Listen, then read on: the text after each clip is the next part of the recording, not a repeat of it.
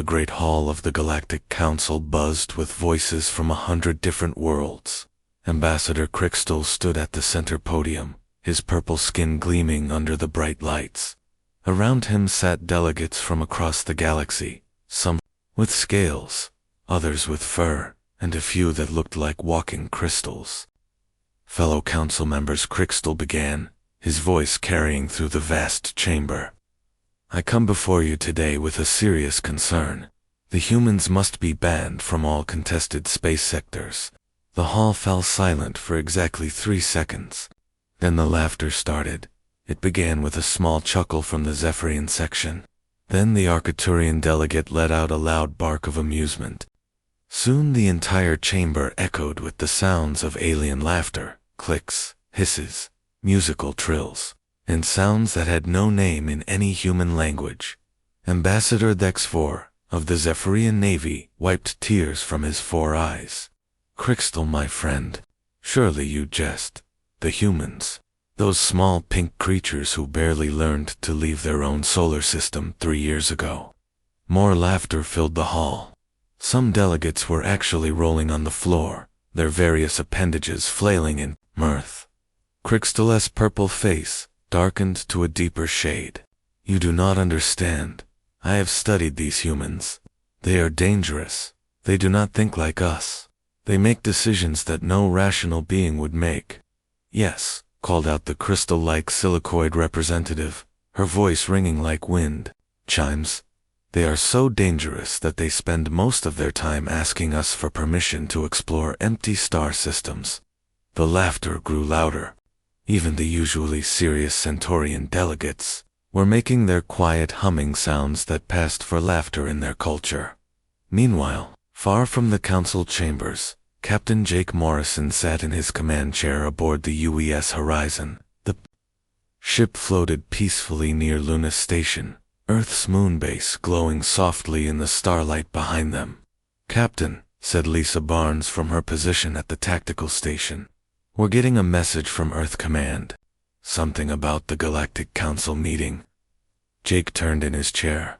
Lisa was young for a tactical officer, maybe 28, with short brown hair and sharp green eyes.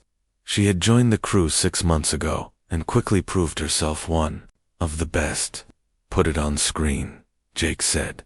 The main view screen flickered to life, showing Admiral Parker from Earth Command. The old man looked tired, but there was amusement in his eyes. Jake, thought you should know what's happening at the council today. The Valonians are trying to get humans banned from contested space. Ryan Clark looked up from his engineering station. Banned? For what? Ryan was built like a football player, tall and broad, with hands that could fix anything mechanical. He had been with Jake for 2 years and never failed to surprise him with creative solutions to impossible problems. They say, we're too unpredictable, Admiral Parker continued. Too dangerous to be trusted in sensitive areas.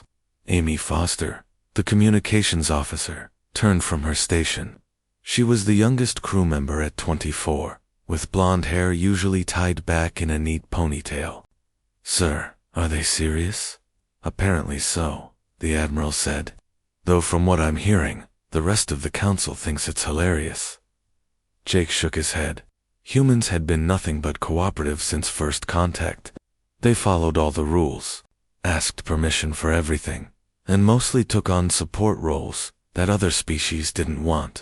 Any word on how the vote went? Jake asked. Still happening, but early reports suggest it's not even close. Only the Valonians, and maybe 2 other species support the ban. Back in the council chambers, the vote was indeed not close. Of the 8 council members present, only 23 voted in favor of the human restriction. The rest either voted against it or abstained, many still chuckling at what they saw as Crystal's paranoid fantasy. The motion fails, announced Council Speaker Vexram, a tall, thin being whose species had run galactic politics for over 1,000 years. Humans will continue to have access to contested sectors under current guidelines. Crystal's shoulders sagged. He had tried to warn them. In his research of human history, he had found something that troubled him deeply. These creatures had a pattern of behavior that other species lacked. When pushed to extremes, when facing impossible choices, humans did things that made no logical sense. They would sacrifice themselves for strangers. They would fight against impossible odds. They would choose emotion over logic, hope over evidence, and courage over safety. These traits made them unpredictable, and unpredictable beings were dangerous in ways that superior technology or strength could never be. But his fellow council members saw only the surface. They saw humans as weak, asking for permission, following rules, taking the jobs that others didn't want. They saw cooperation and mistook it for submission. The recording of the council session spread across the galactic network within hours. The sight of nearly 1,000 alien delegates laughing at the idea of humans being dangerous became the most popular entertainment content of the week. On the horizon, Jake's crew watched clips of the council session on their personal devices during off-duty hours. "Look at this one," Amy said, showing her tablet to Lisa. "The Arcturian delegate is actually on the floor laughing." "Can't say I blame them," Lisa replied. "I mean, what's the worst thing we've done since joining?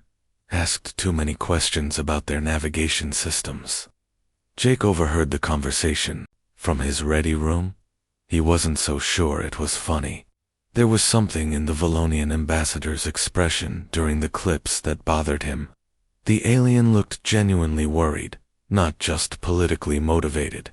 What did they know about humans that humans didn't know about themselves?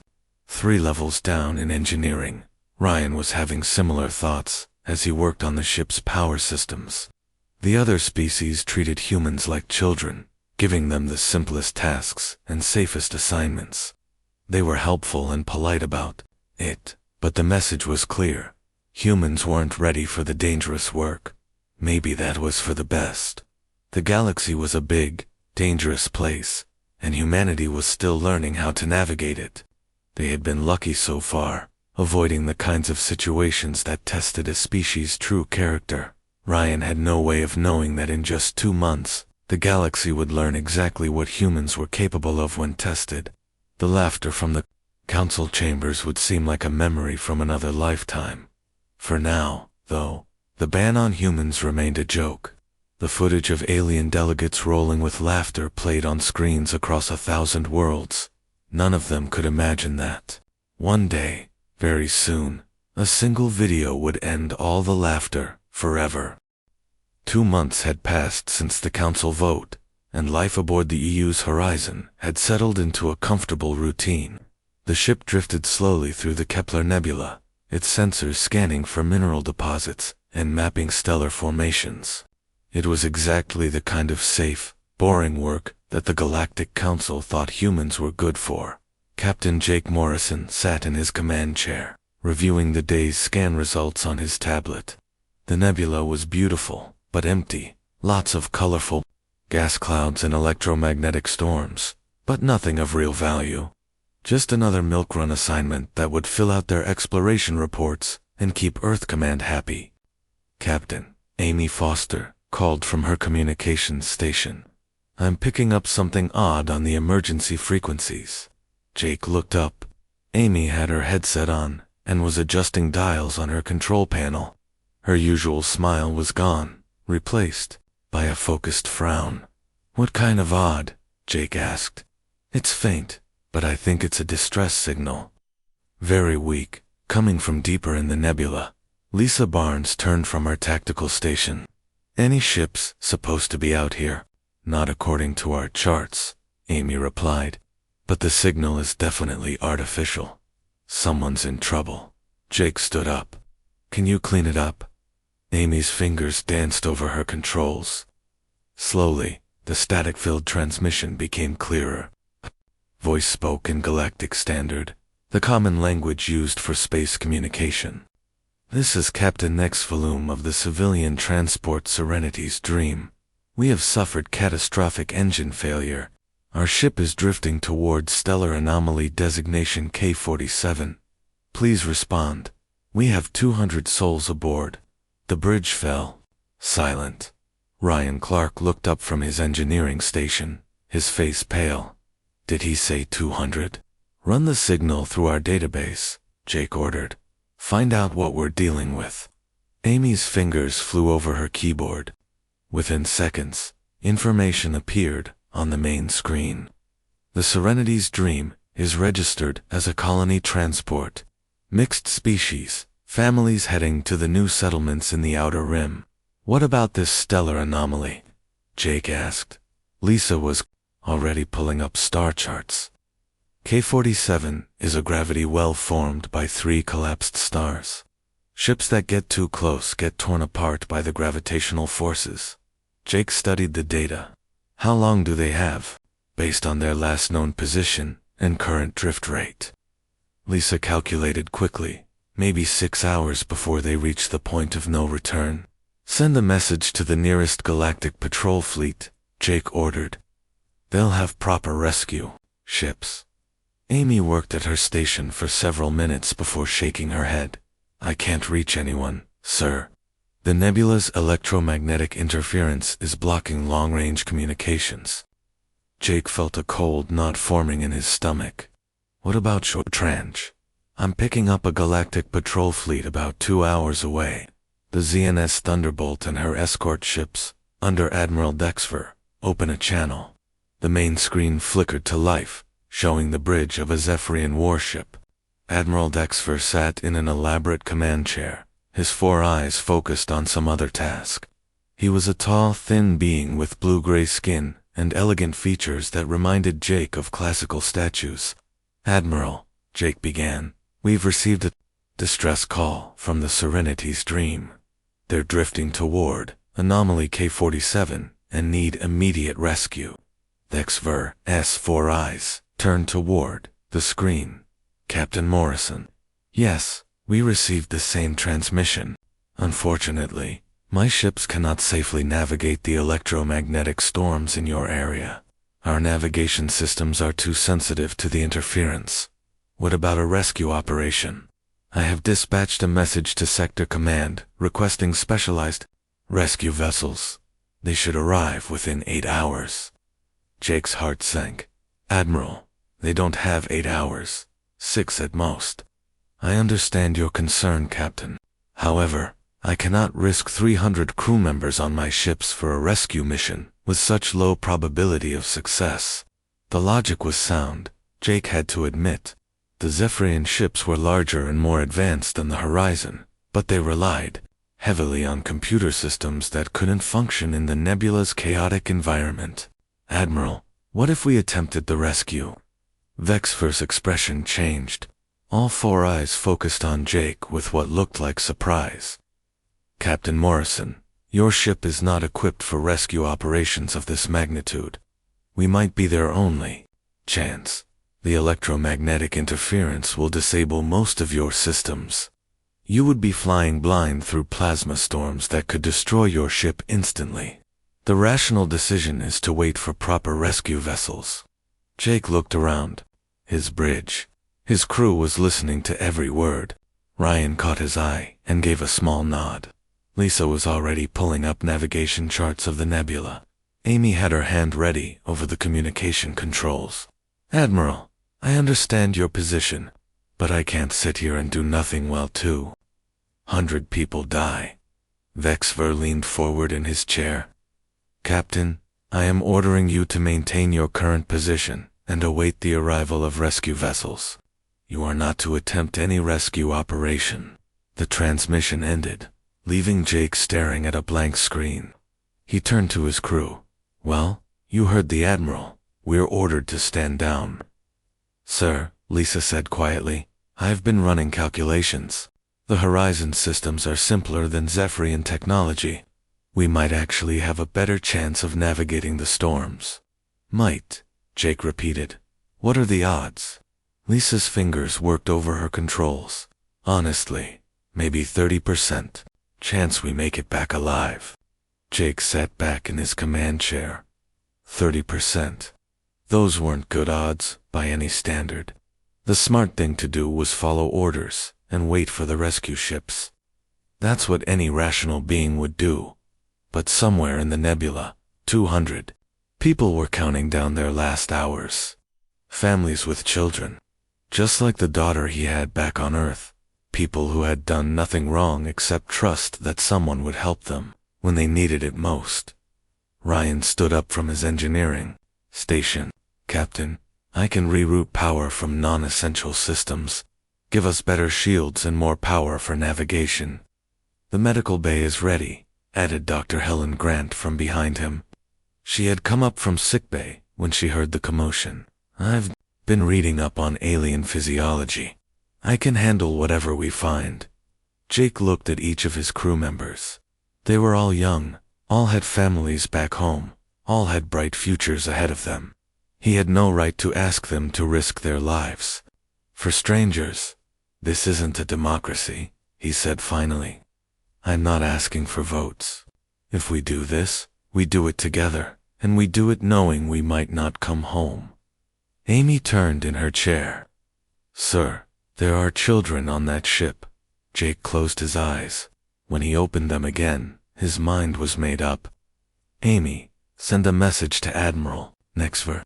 Tell him we're experiencing communication problems and lost his transmission. Amy's fingers hesitated over her controls for just a moment. Then she smiled. Communication problems. Got it, sir. Ryan, start rerouting that power. Lisa, plot me a course through those storms. And everyone remember, from this moment on, we're on our own. The UES horizon turned toward the heart of the nebula, where plasma storms raged, and gravity wells waited to tear ships apart. Behind them, Admiral Vexver's fleet continued their safe patrol route. Ahead lay 200 people, who were about to discover what humans did when faced with impossible choices. The US horizon shuddered as it entered the first layer of the plasma storm. Lightning arced across the view screen in colors that had no names, and the ship's lights flickered as electromagnetic pulses washed over the hull. Shields holding at 60%. Ryan called out from engineering. His voice was steady, but sweat beaded on his forehead as he watched power levels fluctuate wildly on his displays. Captain Jake Morrison gripped the arms of his command chair as the ship pitched and rolled through the chaotic space. Lisa, how are we doing on navigation? Lisa Barnes hunched over her station, her hands flying across manual controls. The ship's main computer had given up trying to plot a safe course 10 minutes ago. Now she was flying by instinct and basic physics, using visual references and her own calculations to guide them through the storm. There's a clear corridor about 2 kilometers to starboard, she reported, but it's narrow, and I can see plasma build up on both sides. Take it, Jake ordered. The horizon banked sharply to the right, and everyone on the bridge held their breath as the ship squeezed through a gap between 2 walls of superheated gas. The corridor was barely wider than the ship itself, and any wrong move would send them directly into a plasma field that would cook them alive. Contact, Amy announced suddenly. I'm getting a response from the Serenity's dream. Put them through. The main screen flickered and filled with static before a fuzzy image appeared. Captain Nexvolum was a Centaurian, tall and thin with pale blue skin. Behind him, Jake could see crew members working frantically at damaged control stations. Human vessel, Nexvolum said, his voice crackling through the interference. You should not have come. The storms are too dangerous. We're here to help, Jake replied. What's your status? Our main engines are completely destroyed. Life support is failing in 3 sections. We have hull breaches on decks 4 and 7. Nexvol paused, and Jake could see the exhaustion in his alien features. Worst of all, our artificial gravity has failed. Many of our passengers are injured from the sudden transition to zero gravity. Jake's heart sank.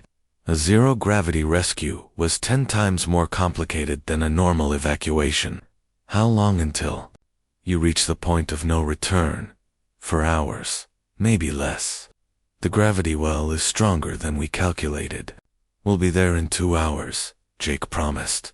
Hold on. The transmission cut out, leaving them alone with the storm again. Jake turned to his crew. Options. Dr. Helen Grant spoke up from the back of the bridge.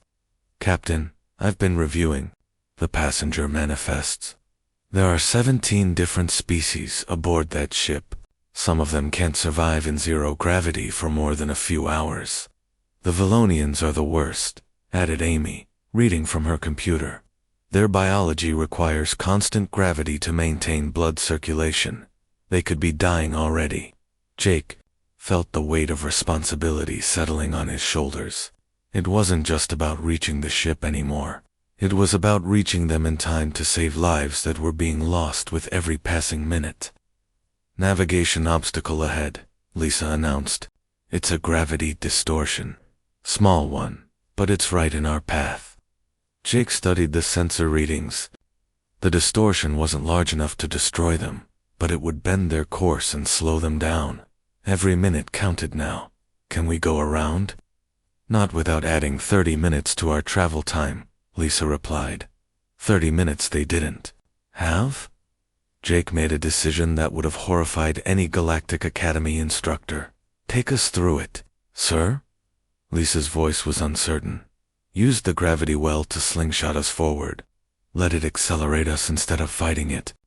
Lisa stared at him for a moment, then turned back to her controls. That's insane, sir. If I miscalculate by even a few degrees, we'll be crushed.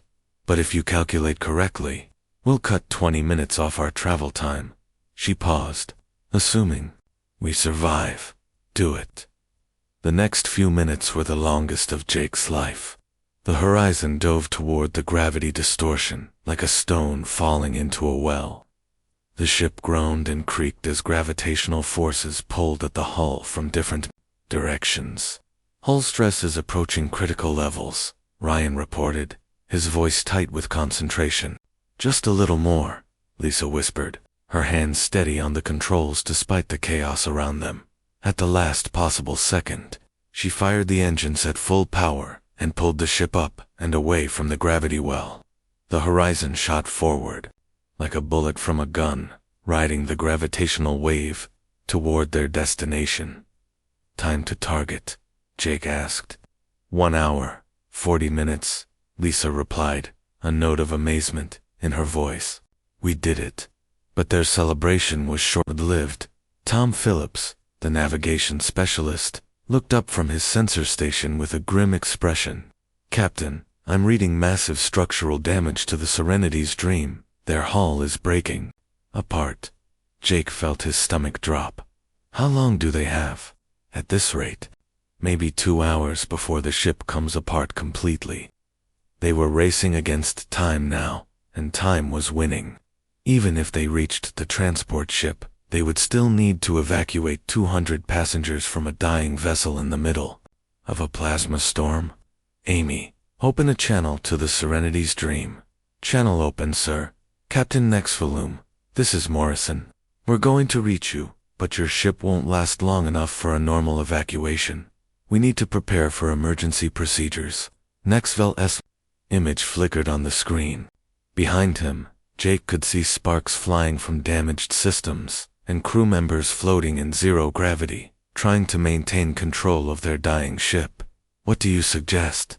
We'll need to dock directly with your ship and transfer passengers through our airlocks. It's going to be dangerous. More dangerous than staying here. Jake couldn't argue with that logic. Start moving your passengers toward your main airlocks. Focus on the Valonians and anyone else who can't survive zero gravity much longer. Understood. And Captain Morrison, yes, thank you. No one else would have attempted this rescue. The transmission ended, leaving Jake staring at the storm ahead. In just over an hour, they would attempt the most dangerous rescue operation in human history. They were flying blind through hostile space to save people they had never met, risking their lives for strangers who belonged to species that had been laughing at humans. Just 2 months ago, it was exactly the kind of decision that Ambassador Crystal had warned the Galactic Council about. Humans didn't make rational choices when lives were at stake. They did what felt right, regardless of the cost. 30 minutes to intercept, Lisa announced. Jake nodded and activated the ship's internal communication system. All hands, this is the captain. In 30 minutes, we're going to attempt something that no one has ever tried before. We're going to save 200 people from a dying ship in the middle of a plasma storm. I won't lie to you, we might not make it back, but those people are counting on us, and we're not going to let them down. He paused, looking around at his crew. If anyone wants to object to this mission, speak now. The bridge was silent, except for the hum of engines and the distant crackle of lightning outside. Then let's go save some lives. The UES Horizon plunged deeper into the storm, carrying 6 humans toward a date with destiny. The Serenity's dream was a heartbreaking sight when it finally came into view. The massive transport ship tumbled slowly through space, its hull cracked open in 3 places. Atmosphere vented from the breaches in white streams that froze instantly. In the cold vacuum, emergency lights flickered along its damaged hull like dying stars. "Dear God," whispered Dr. Helen Grant from behind Captain Morrison's chair. Jake had seen ship disasters before, but never anything this bad. The transport was literally coming apart at the seams, held together by little more than internal bulkheads and the prayers of its crew. "Lisa, can you match their rotation and get us close enough to dock?" Lisa Barnes studied her navigation display, calculating angles and velocities in her head. "It's going to be tricky. They're tumbling in 3 different directions, and our docking port wasn't designed for this kind of maneuver. Do your best." The UES Horizon moved in slowly, its thrusters firing in careful bursts to match the transport's chaotic movement. It was like trying to thread a needle while riding a roller coaster, but Lisa's hands remained steady on the controls. "Contact in 30 seconds, she announced. Jake activated the communication system. "Captain Next Volume, are your passengers ready for transfer?" The Centaurian's voice came through, filled with static. "As ready as we can be. The Valonian families are in the worst condition. Several of the children are unconscious." Jake's jaw tightened. Children were always the hardest part of any rescue. "We'll take them first." The Horizon's docking clamp engaged with a metallic clang that echoed through both ships. Jake could hear the hiss of atmosphere equalizing as the airlocks connected. "Seal confirmed," reported Amy from her station. "But it's not stable. The transport's movement is putting stress on our docking clamp. How long will it hold? Maybe 30 minutes if we're lucky." Jake did quick math in his head. 200 passengers, 30 minutes, unstable docking connection. It was going to be close. "Ryan, Tom, you're with me. We're going aboard to help with the evacuation. Lisa, keep us connected to that ship, no matter what." Jake led his boarding party through the airlock and into chaos. The Serenity's Dreams corridors were filled with floating debris and frightened passengers who had never experienced zero gravity before. Emergency lighting cast everything in a red glow, and the sound of groaning metal filled the air. Captain Nexvolume met them at the airlock, his pale blue face drawn with exhaustion. "Captain Morrison, I cannot express how grateful we are. Save the thanks until we get everyone out," Jake replied. "Where are the Nexvolume led them through twisted corridors to a large passenger compartment. Jake's heart sank when he saw the scene inside. Dozens of purple-skinned aliens floated helplessly in zero gravity, their movements weak and unsteady. Several small children weren't moving at all. Dr. Grant immediately went to work on the unconscious children, while Jake and his team began organizing the evacuation. The adults were manageable, but the children were a problem. Most were too frightened to move, clinging to their parents in terror. "We need to move faster," Tom Phillips warned. "I can hear the hull starting to buckle." That's when Jake noticed something that made his blood run cold. In the far corner of the compartment, a small Valonian girl had been separated from the group. She was maybe 5 years old in human terms, floating alone near a damaged wall panel. Her large purple eyes were wide with fear, and she was making small crying sounds. "Where are her parents?" Jake asked. Nextvol checked his passenger list. Her family was in Section C when the hull breached. They, ... He didn't need to finish the sentence. Jake looked around the compartment. His team was working as fast as they could, but they were running out of time. The smart thing to do was focus. On the passengers they could definitely save. The logical choice was to leave the frightened child for the second trip, but Jake Morrison had never been accused of being logical. Tom, Ryan, get everyone else to the horizon. I'll be right behind you with the girl. Sir, we should all go together, Ryan protested. That's an order. Jake pushed himself through the zero-gravity toward the frightened child. She shrank back when she saw him approaching, clearly terrified of the strange alien creature coming toward her. Hey there, Jake said softly in Galactic Standard. What's your name? The little girl didn't answer, just stared at him with those huge purple eyes. Jake slowly pulled out his personal tablet and showed her a picture of his own daughter back on Earth. This is my little girl. Her name is Katie. She's about your age. The Valonian child tilted her head, curiosity overcoming fear for just a moment. I'm going to take you somewhere safe, okay?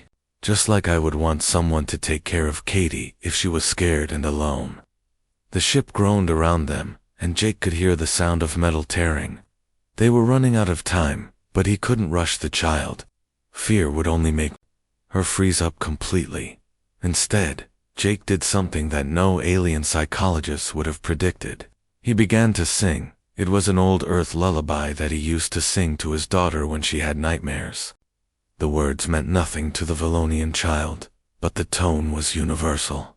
Calm, gentle, protective. Slowly, the little girl stopped crying. Even more slowly, she reached out toward Jake. That's it, he said softly, gathering her in his arms. I've got you now. You're safe. But they weren't safe. As Jake pushed off toward the exit, a massive section of the corridor ceiling collapsed behind them. The ship was breaking apart faster than anyone had predicted. Morrison, Lisa's voice, crackled through his helmet radio. The docking clamp is failing. I can hold it for maybe 2 more minutes. Jake looked down the long corridor between him and the airlock. 2 minutes to cover a distance that should take 3. In zero gravity, carrying a frightened child, who might panic at any moment. Lisa, if the clamp fails, you get the horizon and everyone aboard to safety. That's an order. Sir, we're not leaving without you. Jake didn't have time to argue. He gathered the Valonian child close and pushed off from the wall with all his strength, flying down the corridor like a human missile. Behind him, he could hear the groaning of metal as the ship's structure finally gave way. He was still 50 meters from the airlock. When the lights went out, emergency power had failed, leaving them in complete darkness, except for the light from his helmet lamp. The little girl in his arms began to cry again. It's okay, Jake whispered, still moving through the darkness. I've got you, just like I've got Katie. 20 meters from the airlock, Jake heard the sound he had been dreading, the sharp crack of the docking clamp beginning to fail. Lisa was fighting to hold the connection, but physics was against her. 10 meters. The airlock was in sight now, and Jake could see Ryan waiting for them with his arms outstretched. 5 meters. The docking clamp gave a loud metallic shriek. Jump, Ryan shouted. Jake pushed off the wall with everything he had, flying through the airlock just as the docking clamp snapped. Behind them, the Serenity's Dream began to drift away, its hull finally breaking into pieces. They had made it. All 200 passengers were safe aboard the UES Horizon. But as Jake handed the Valonian child to Dr. Grant, he realized something important. Every moment of the rescue had been recorded by the ship's cameras. Every decision, every risk, every moment of human illogic had been captured and transmitted back to Admiral Dexver's fleet. The galaxy was about to learn what humans really were. Admiral Dexter stood frozen on the bridge of his flagship, all 4 eyes fixed on the main view screen. Around him, his crew sat in stunned silence as they watched the final moments of the rescue operation. The human captain's voice came through the speakers, calm and steady, even as his ship broke apart around him. "Tell my daughter that Daddy helped some people today." The transmission cut off as the Serenity's dream finally collapsed into debris. For 30 seconds, no one on the Zephyrian bridge spoke. Several officers were openly weeping, tears flowing down their blue-gray faces. "Sir," his communications officer said quietly, "the human ship Horizon is requesting permission to dock. They have all 200 survivors aboard." Thexfer nodded slowly, not trusting his voice. He had been prepared to court-martial Captain Morrison for disobeying direct orders. Now he wasn't sure he could even look the human in the eye. The footage had been transmitting live to his fleet for the past 8 hours. Every moment of the rescue had been recorded in perfect detail, from Morrison's decision to disobey orders, to his crew's impossible piloting through the plasma storms, to the final moments when the human captain carried a terrified alien child through a collapsing ship. "Admiral," his tactical officer spoke up, "should we inform Galactic Command about the rescue?" "Send them everything," Thexfer replied. "Every recording, every transmission. They need to see this." What the Admiral didn't know was that the recordings were already spreading across the galactic network. Someone on his communications staff had uploaded the footage to the public databases, and it was being copied and shared at an incredible rate. Within 6 hours, beings on 1,000 different worlds were watching humans do something that no other species had ever done. They watched Captain Morrison choose to risk his life for strangers. They watched his crew follow him into certain death without question. They watched him sing lullabies to a frightened alien child while his ship disintegrated around them. On Earth, the footage played on every news channel and public screen. Jake Morrison's 8-year-old daughter Katie watched her father become a hero on live television, not understanding why her mother was crying. In the Galactic Council chambers, the same delegates who had laughed at the idea of humans being dangerous now sat in complete silence. The footage played on the main screen for the 3rd time, and still no one spoke. Ambassador Crixtal of the Valonian Empire stood slowly from his seat. His purple face was wet with tears, something few had ever seen from the usually stern diplomat. "Fellow council members," he began, his voice shaking with emotion. "2 months ago, I stood before you and warned that humans were dangerous. You laughed at me. You laughed at the idea that these small, weak creatures could pose any threat to our ordered galaxy." He gestured toward the screen, where the final image of the rescue played on repeat. "You were right to laugh. Humans are not dangerous in the way I thought. They do not threaten us with weapons or aggression." Crixtal paused, wiping his eyes. "They threaten us with something far more powerful. They threaten us with the knowledge of what we could be if we had their courage." The representative's crystalline voice rang through the chamber. "The child that Captain Morrison saved, was she not Valonian?" "She was," Crixtal confirmed. "Her name is Zpratel. She is 5 years old. She has no family left except the human who carried her to safety." "What will happen to her?" Crixtal's voice grew stronger.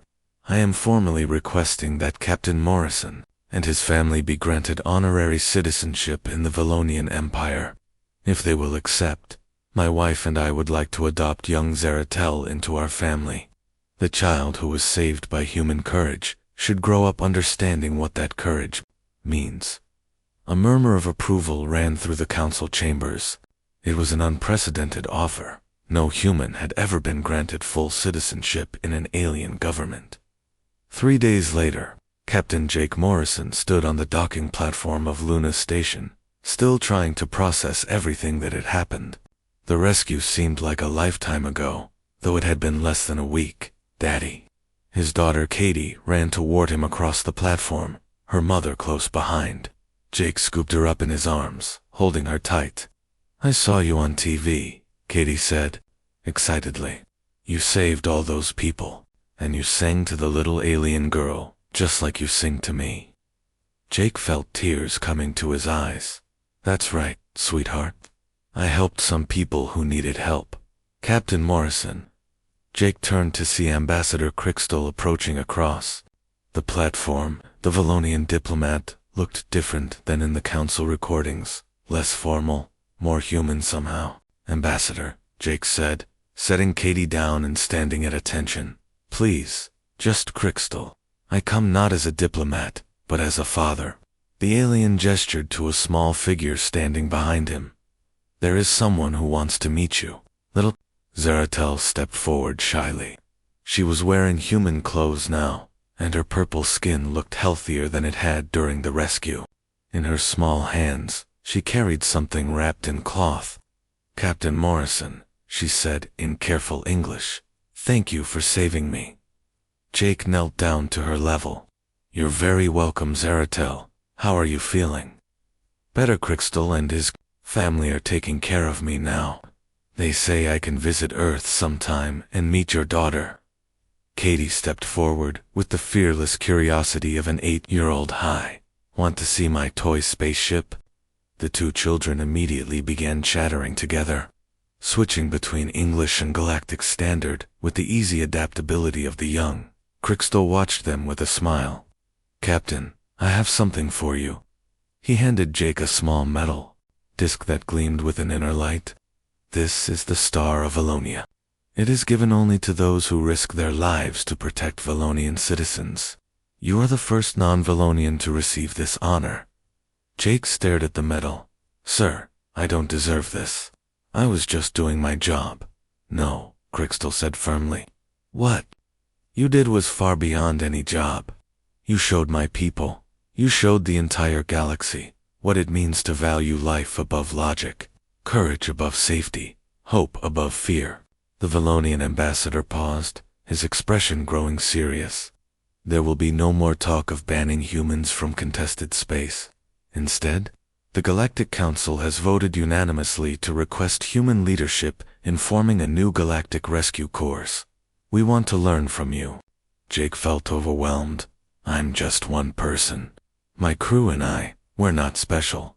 That is where you are wrong, Captain. You are very special indeed, but not because you are different from other humans. Crystal smiled. You are special because you are exactly what humans are.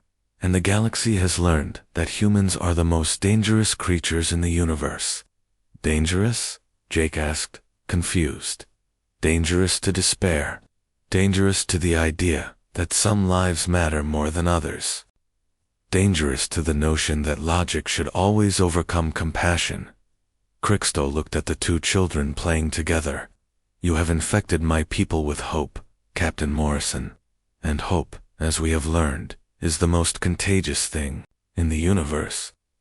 As the ambassador walked away with his new daughter, Jake stood watching the children play. The ban on humans had indeed been a joke, but not for the reasons anyone had expected. The galaxy had learned that humans weren't dangerous because they were violent or aggressive. They were dangerous because they made other beings want to be better than they were. And sometimes, as the universe had discovered, that was the most terrifying threat of all. The laughter had ended, but something much more powerful had taken its place. Hope.